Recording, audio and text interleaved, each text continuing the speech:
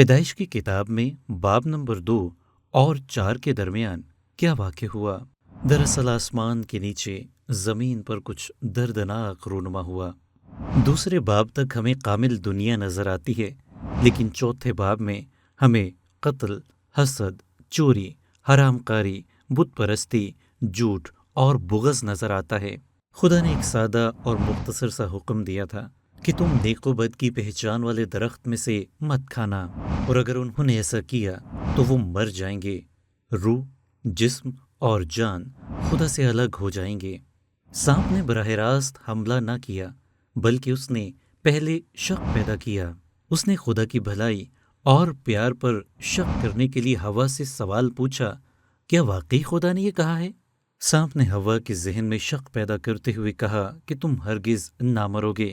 اس نے وعدہ تو حکمت کا کیا، لیکن سودا موت کا کر دیا۔ اس پھل نے جسم کو، آنکھوں کو اور تکبر کو ابھارا۔ یہ دیکھنے میں اچھا محسوس ہوتا ہے، یہ درست معلوم ہوتا ہے، لیکن یہ علیحدگی کی طرف لے گیا۔